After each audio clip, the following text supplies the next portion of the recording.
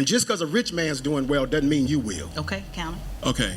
The talking points are cool, but let's get real. There are, if you are a Federalist, that's Article what you 1, believe. Section 8 of the United States Constitution actually lays out the roles of Congress and the roles of the federal government. And we cannot have fair representation. That is because of people who believe in Federalist ideology. No, that's black people's fault. So we're going That is not black people's fault. The good congressman represents a district that's majority white, but he tries to tell black people what to do. Welcome back to Rattlesnake TV, guys. In this video, we are going to be watching a heated debate on the election between Byron Donalds and Gary Chambers. Now, this is a fascinating one to watch because throughout the whole entire debate, Gary, on the Democrat side, over and over again says how great Kamala Harris's policies are and how much better they are than Donald Trump. But I personally found it very hard to locate the actual policies, whereas Byron doesn't have such a hard time with it. So with that, let's get into the first bit. But the economic record is clear. If you're trying to generate economic growth, which is the thing that's going to allow small businesses to thrive, allow black people to thrive, Hispanic people, white people, etc., you have to have a low tax environment. You have to have a low regulatory environment. And she's not proven that she can build, frankly, anything. She's in charge right now of the broadband program that was in the Inflation Reduction Act. They've not added anybody under the Biden-Harris administration to rural broadband, even though they put $42 billion towards that program. So I'm looking at what she's done, not what she says. And what she says doesn't add up. Okay. I think that you said a whole lot of things to say a bunch of nothing in some ways, because you bring up these policies. Question for you, do you support raising the federal minimum wage?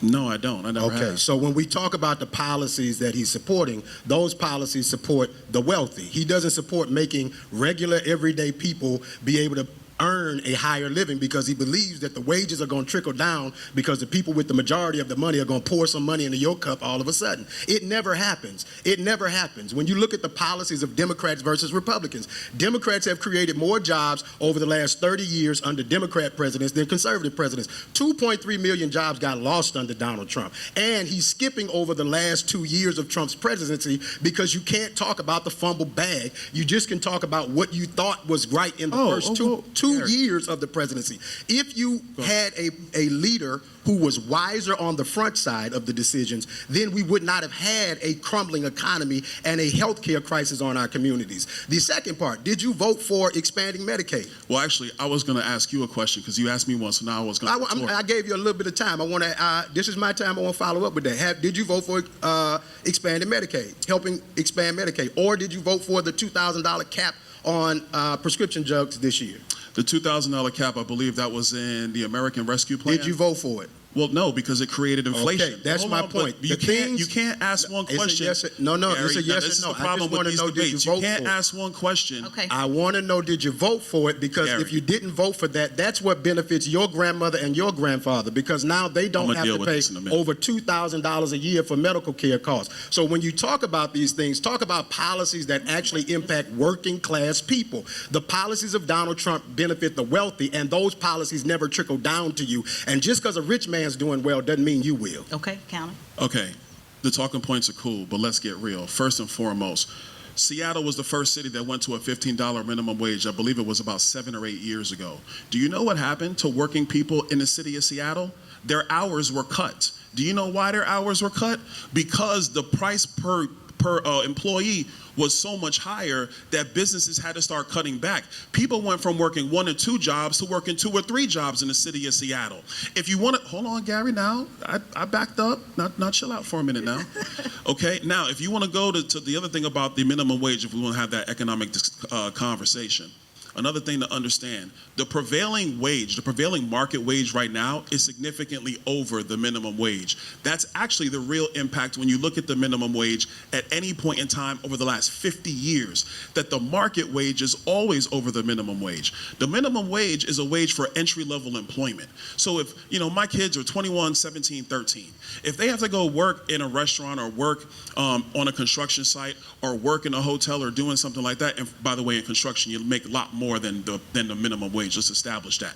But if you're going to do that, they don't have the skill set to be able to demand a higher wage. That was the original purpose. $7.25 an hour, That though? was the original purpose of the minimum wage. And so I will tell you, and the economic data really over 50 years now has proven that the minimum wage is not really indicative of what people are making every single day.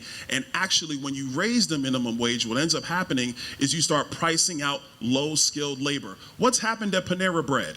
What's happened at Walmart? What's happened at Costco? What's happened at McDonald's? All these companies, well, when you push a higher wage, what they are starting to do is move towards automation. So now there's less people working in those stores. What does that do to people who are trying to find ways to make ends meet? It gives them less ability to find a job and less ability to put money in their pocket. So specifically to the minimum wage, one quick thing, Tez, I'm gonna go quick on this one. When you want to talk about the American Rescue Plan, yes, they put a lot of things in that bill, like what you talked about with the out-of-pocket expense on prescription drugs. But let's be very clear, the American Rescue Plan is the bill that created the inflation that has been hurting every American, regardless of race, in the United States of America, except the rich. Who said that? Not me. Lawrence Summers, who was the economic advisor to Bill Clinton, because he came out when that bill came out and he said, do not do this. The economy doesn't need this stimulus. It's gonna cause inflation. Larry Summers was right. House Republicans were right. Kamala Harris and Joe Biden were wrong.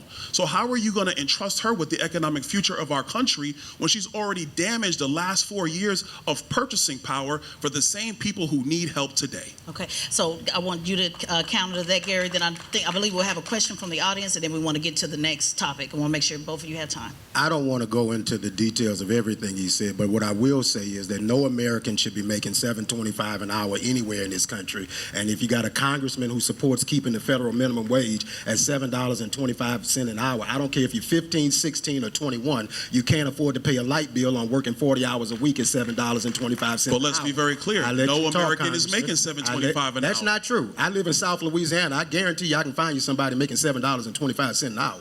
So people just should have more money, is your point? I mean, I wouldn't want to address Byron's points either if I were him. But I mean, my first job was when I was 14 years old, and my wage was $7.29 Australian an hour, which is $4.89 American per hour. But as you continue to work and get more experience, you can demand a higher wage. But I truly am finding it very fascinating, and it's such a running theme in these debates, how nor Kamala Harris, nor her supporters or her VP, for that matter, can actually articulate what her policies are. They keep saying how great they are, but when it comes to actually naming them, we can't do that. And they are not able to say why the next 4 years under Kamala Harris would be better than 4 years under Joe Biden. Normally, what they say is either a bunch of platitudes and slogans or go look at her website. When it comes to Trump, however, here are a few policies that you can think of that stand in opposition to what the Democrats are doing and would make him a better leader. He's committed to stopping the war in Ukraine and saving hundreds of thousands of lives in the process. I will settle the war in Ukraine, and I will end the chaos in the Middle East, and I will prevent something that nobody else will be able to do. Whilst Kamala and the Democrats are committed to keeping it going and will end up creating a hot war with Russia if we're not careful. Trump will bring down inflation by boosting oil and gas production and eliminating unnecessary and costly regulation,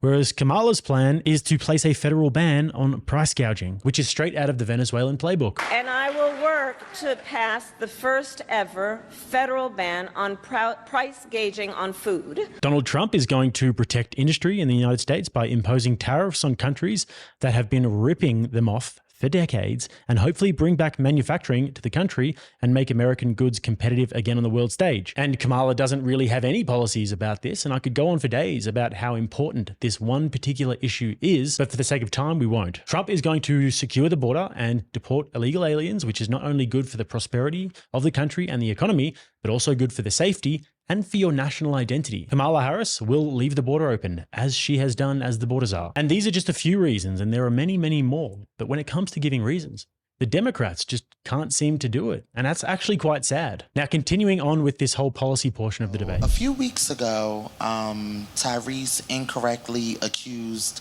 the Biden administration of not including the Black community in legislation having to do with the Stop Asian Hate bill. While the singer was ultimately incorrect, he was not alone in his perception. And while we all know perception is something that can ultimately swing a vote, Is she doing a good enough job of separating her policies from the Biden administration previously with what she's doing now in campaigning? So is she doing a good enough job of separating her own policies from the Biden administration and what she did previously from 4 years ago?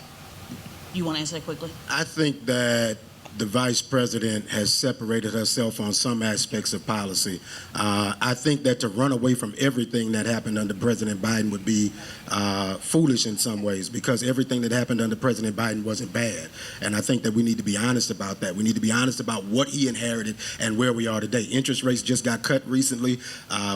Inflation is down at this point, and that's a response to the things that were inherited by Donald Trump, from Donald Trump. Second part is, I think that she's articulating policies in a more clear way than Donald Trump ever has. This man gets on stage and says he has concepts of a health care plan after he was president for 4 years. He's been out of office for another 4 years, and now he's running, and he still doesn't have a plan for what he's going to do to replace health care in the way that he says he's going to do. So when I talk about why I'm supporting the vice president, it's not actually because I'm thrilled about the individual as much as I am the policies that I believe that she's going to stand for that will benefit working class, regular people. And when you look at conservative policies, they failed working class, regular people, and specifically black people. I live in a city where black men make 50 cents on the dollar for every dollar that a white man makes. And that's in a city and a state that's ran with a Republican governor and a supermajority in the Republican legislature. If you let their cronies end up in the White House and in the Congress in charge, that is what America will face. You'll end up like Mississippi and Louisiana, and most of y'all moving from the South, not coming to it. So is it the same as Biden? Is it still the same platform, or should she separate herself? Quick interruption, guys. Don't forget to smash that like button. It is a big help for the channel. And also, if you're not subscribed to the channel, and if you would like to be, then you are more than welcome to do so. Let's get back to it. Well, first of all, to be honest with you, I don't think she's really separated herself from Joe Biden at all. She was the deciding vote for every major economic policy that went through that administration. She had to break those ties in the United States Senate, so she can't separate herself. Furthermore, she was sitting right there with him when they were going through everything when it came to immigration and border security, when it comes to foreign policy and all those policy sets. But I think it's bigger than that. In this environment, Kamala Harris, other than a couple of phrases that she has uttered or policies that just went up, a week ago, and there's really no details there, she hasn't articulated much of anything. Go look at the Oprah town hall. I didn't see her articulate a detailed economic vision or a detailed border security vision. When she sat with 3 journalists from NABJ, I believe one of which I've done an interview with that gentleman, Eugene Daniels, Eugene grilled me for an hour. They basically asked her 4 powder puff questions, no real detail. There's more detail in this debate between myself and Gary right now on stage. Kamala Harris hasn't done that. So in my view, she hasn't answered the call or answered the bell in detailing to the American people, what is she going to do differently than Joe Biden? All she's saying is, there's a new way forward, or I'm a new form of leadership.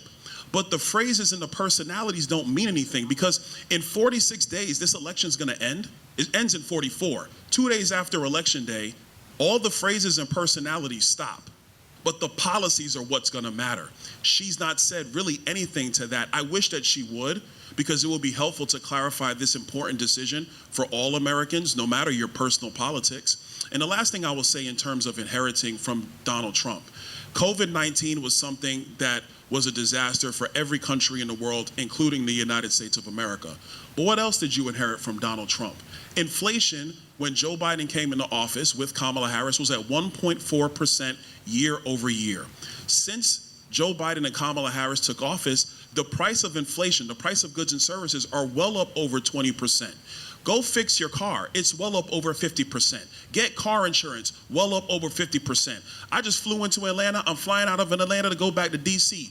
Airline tickets, well up over 30%. That's their economic policy. That was not happening in the United States when Donald Trump was president of the United States. And I will add in closing, because we talk about job numbers. When the economy was shut down because of COVID-19, of course, a lot of people lost their jobs. But what did Donald Trump do? Did he just sit in the White House and not lift a finger? No, he moved PPP funding for small business owners to be able to keep their businesses somewhat afloat through the pandemic. They moved additional assistance like tax credits and et cetera for people who are employees to be able to try to make ends meet and stay above sea level while the economy was shut down. So Joe Biden comes into office, they start reopening the economy, and then what happens? All those jobs come back.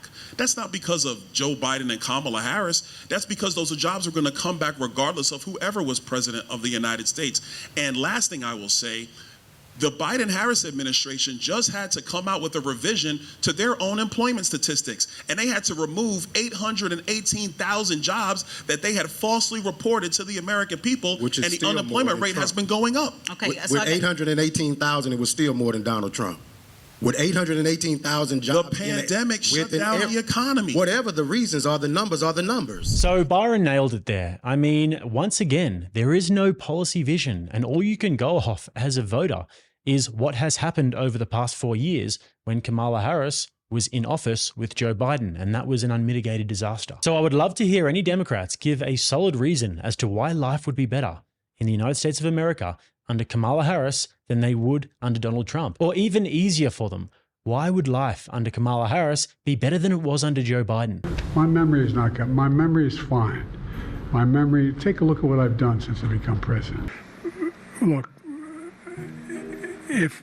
So moving on now, where the emotional identity politics arguments really heat up from the Democrat side. So let me kind of bring some Go ahead. consensus on I'm this. sorry. It sounds like this is a state issue. So is this why the federal government should be more involved on the federal level for the department? Because when we're talking about this is what we're doing in Florida, this is what we're doing in Texas, this is what we're doing, and so there's not consistency, which we're getting ready to get into with criminal justice. When you have these leave it at the states, now we're and by the way, I lived in Orlando, Florida, so my daughter went to school most of her time in Florida. Then when we moved to Oklahoma City, she went to the charter school, then back to Texas, and she was off chart because you have so many different states that have different rules. So I kind of want to, I'll let you Keep respond the Department of 2 minutes literally, I'm not and which is even- why I'm the not Department of even- Education is important. I'm not even going to go 2 minutes. And then I'm going to go real quick. I'm a conservative and I'm a federalist. I believe that there is a role for the federal government, but that role is limited and defined. There is a reason why you have laboratories of democracy in the 50 states, because each state has to actually go through the legislative and policy work to find the best mix. And then Right. people will Well, move to the best. But we got to. But see, when you say that the you're- thing is, I don't want people to have to Give move me this. unnecessarily, But see, we say people to move. It wasn't. Everybody doesn't have the resources to move. See, this is where we go grant back that. to the resources. But when you give So states the power, and without their checks, that's how you end up with Louisiana being 34% black and having underrepresentation for the last 100 years, right? We have 34% of the state. We just got a second black majority congressional district as a result of court rulings. We had to sue to get that. That's because of voting rights being rolled back. That's because of Trump's judges. That's because of allowing things to be rolled away at the federal level and leaving it up to the states. That is a fact. That is a That's fact. actually not true. And Okay. that is a fact. If I we know don't the state protect- of Louisiana sued, but everything you I said is the live reasons there. why is actually not true. No, we sued because we didn't have the representation. Matter of fact, black people, I live in the second blackest state in America, okay? Republicans have a supermajority in the House and the Senate. Black people had 1 out of the 6 Congress members. In Louisiana, they elect 5 white congressmen every 2 years. There have only been 5 black people elected to Congress from the state of Louisiana in the history of this nation because of those type of policies. Listen to what I'm saying.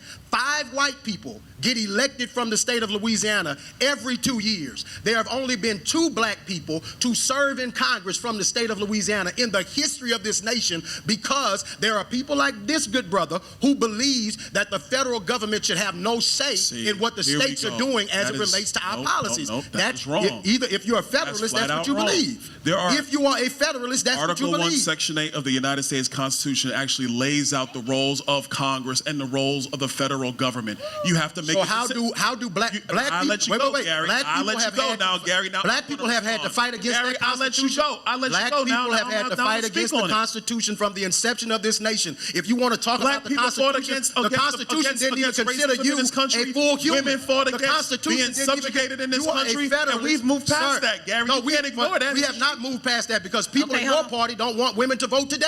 Okay. What are you talking about? That's a fact. Okay, so You see, let's there are let people. us This respond. is the emotional Are these- argument. no, no, no, I'm talking about That's not a emotion. I may be fact emotional, but I am I'm not going factual. to tolerate. I That's may an be emotional emotional, but argument. I am It is not a factual. policy. So let's let- so I let may us be respond. emotional, but I am factual. Yeah. Your You are party not as- factual. Okay, Go ahead. so- Were black people full citizens in the Constitution? Do you want to have this Were debate? blacks? Yes or Let's no? go. So were black people do you want me full to answer? citizens? Do you in want the- me to answer? Yes or no? Were black people full citizens? Do you in the want me to answer? Okay, so okay, I'm gonna answer it right now. When the Constitution was being drafted, it was the Southern states. The No, don't give me all Gary. that. But Hold on, here's the let thing. him- Here's the let thing him- now. hold on, Gary, let him Gary just answer. wants a Make yes way. or no. He don't want to talk about the details because the devil is in the Oh, I can details. give you the But details. somebody wants to go yes or no let's and not get to give it you the then. devil, then that's a problem. Okay, Now let me so speak let- to it. let him respond. Now let me speak to it. When the Constitution was being written, the Southern states did not, obviously, because black slaves were not allowed to vote, they wanted to count every slave as a whole person. And the reason is because the Southern states wanted more congressional seats in Congress to control the federal government. The Northern states, the non-slaves. While they were enslaved. Are you going to let me finish or are you going to answer for me? Let me finish. The non-slave states said, no, you cannot count black slaves in terms of apportionment because they are not allowed to vote. You're not going to give them an opportunity to be represented in the federal Congress. The compromise was a 3/5 compromise, but it was because the Southern states wanted to use a black body to get more power, but not give the black body an opportunity to determine its own destiny. It was the Northern states that didn't want black people to be subjugated even more at the writing of our United States Constitution. That's the devil in the details that nobody likes to talk about. Let's be clear Okay. that when slavery ended in my state, the second blackest state in America, we put a black man in the governor's mansion in Louisiana. Okay, he was the president of the Senate, then the lieutenant governor, and he became the governor of Louisiana. Because a black man fresh off the plantation in 1872 becomes the governor of Louisiana, comes in all of these restrictive laws that made sure that black people did not have the right to vote in southern states, in deeply southern states. When you talk about what has impacted us, it is I personally am the 4 generations ago, my great-grandfather was a man named Philman Thomas. He was a congressman in the 2nd Congressional District. He owned my great-grandmother, who then produced my lineage in this family. So don't tell me what exists in this country. I still live in the full understanding that if I were able to grab all of the things that came from my history, having a grandfather that was a member of Congress, I'd probably be in Congress today. But you can't talk about all of the nuances of our lives and our history because it's written away by the myth and the lies that people like you tell. First of all, the only thing that I'm bringing to this entire debate today is to be focused on the policy of what's going to happen in this election and going forward. We can talk about the history if you want to. I'm more than happy to do that. But let's be very clear. History does impact reality, though. Hold on, but let's be very clear, because I said it earlier. In 44 days, this conversation, whatever Donald Trump says, whatever Kamala Harris says, all those points go away. What's going to happen after that election are the policies that are going to impact black people, white that people, matters. Okay. Hispanic Let me people say in the why that United matters. States. Let me say why that They matters. not gonna get to the next topic, y'all. The history matters. The history matters because if you don't have the context, you don't understand why and how we got here. You don't understand how we're still being restricted of having equal representation. If I'm telling you that right now I live in a state that does not have fair representation, that there's a supermajority in the legislature that is Republican right now in Louisiana, when black people make up 34% of the population and we cannot have fair representation, that is because of people who believe in federalist ideology. No, that's black people's Okay, fault. so we're going That to is not black people's we're fault. We're going They to the don't next. get out and vote, Hold on, that's our excuse me. We're going to the next topic. Even, Hold on. wait Wait a minute. Wait a minute. I Wait a gotta minute. address that, Tess. Wait a minute. Even if black people voted, even if we voted, there are not enough seats allocated to us to have fair Gary. representation. Okay. Here's all So- only thing I'm going to say That's is, a lie. only thing I'm going to say is, I'm going to give it back to Tez. We disagree on some of this stuff, not the history.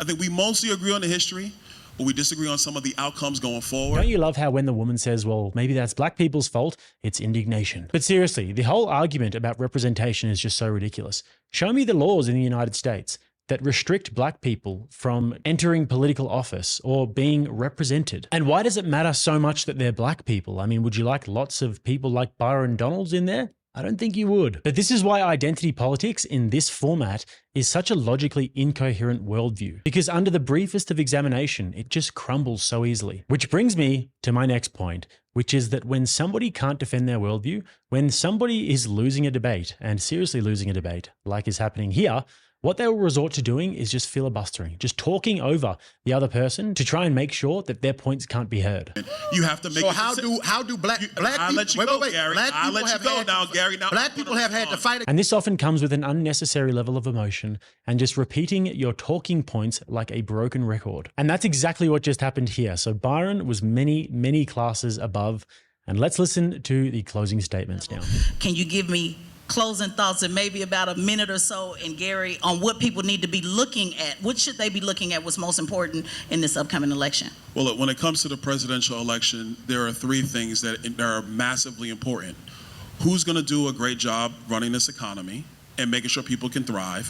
Who's actually going to secure the southern border? Because there's been 15 million people that have come into our country illegally. And who's actually going to get us out of these conflicts across the globe? No matter how you feel personally, when Donald Trump was president of the United States, we were getting out of foreign conflicts. We were not engaged in other wars. Vladimir Putin was not looking to take property or take other countries because, quite frankly, he wasn't going to mess with Donald Trump. When he was president, the southern border was secured. That is a fact. And number three, when he was president, the economy was significantly better than it is right now. That is a fact. Conversely, Joe Biden and Kamala Harris comes in. Vladimir Putin has invaded Ukraine. Israel was attacked on October 7th. Our enemies do not respect them and do not fear them. And that's the actual truth. The southern border will remain wide open. Instead of 15 million illegals, it'll be 30. Because the Senate bill, by the way, that she said she would sign into law, that would make it legal to have 1.8 million people come into the country illegal every single year before the president is allowed to act under the law. That's why the Senate bill was trash anyway. So I will ask people, just look at the actual policies, because like I said through this entire debate, the debate and the conversations and the personalities and the emotions will end. The policy is what remains. Okay, closing thoughts, Gary. I can't list all of the things that Donald Trump did that were detrimental to black people. But I can tell you that if you go to Gary Chambers Jr. on social media, there's a post where I have 15 rulings where he's appointed judges and the impact that they have on you. When you talk about what does VP Harris offer you, she offers you a plan that's clear about what she's going to do to impact your life, working class people's lives. You don't need to fall in love with politicians. That's one of the main problems that we have. We want to like and love the people that we vote for. You may not like her, you may not think she's the best thing since sliced bread, but read the policies and ask, do those policies impact your life and how will it make your life better? And talk to your cousins. There's a false narrative that my good brother and others try to carry out there that black men are going to the other side. 80+% of black men have voted on the right side, protecting their humanity, protecting their pockets, and advancing their communities. Black people cannot put our humanity on the shelf for our pocketbook because they will kill you on the street like a dog, and then you're going to call somebody like me to help get you justice. So the question is, listen to the people who fight for you every day. The good congressman represents a district that's majority white, but he tries to tell black people what to do. Y'all have a good evening. Ooh, well, that's been Tez on 10. Give a round of applause for Congressman Donalds That was and lame. Gary Chambers. I hope, well, hey, that was his closing thoughts. I hope that you guys make sure. Yeah. What does that Is the matter? district majority white? I mean, that is he's asking, is it? Yeah, it is. Okay. So That what does matters. matter? So he got white people to elect him and came to tell you what to do. Oh my gosh. All right, Okay. guys. That talking point doesn't mean a damn thing. We all know that. It doesn't matter. It doesn't matter if you can't make money and pass on generational wealth. I make money, and I'm passing on generational wealth. If you can't pass on generational wealth overall, does that matter what you just said? No, it does not. It does matter. No, I mean, come on, stop, man. Bro, we had a good I do think- listen, I think that the facts we had a matter. good conversation. We had a good conversation. I really appreciate I do. having that conversation I respect with you. Tez, I appreciate you doing this and letting this happen. So you said that you can't begin to tell everyone how many awful policies there were for Trump, yet you can't name one? Apparently Kamala Harris has this plan that is so clear and will benefit you so much, but you don't know what it is? Do people actually become convinced from this rhetoric? I mean, unfortunately, the evidence points towards the fact that a lot of people actually do. So anyways, guys, hope you enjoyed that. Don't forget to smash that like button, subscribe to the channel if you haven't already, and if you'd like to watch another one, right here. But next time, I'm Jake. This is RattlesnakeTV, keeping you armed and dangerous.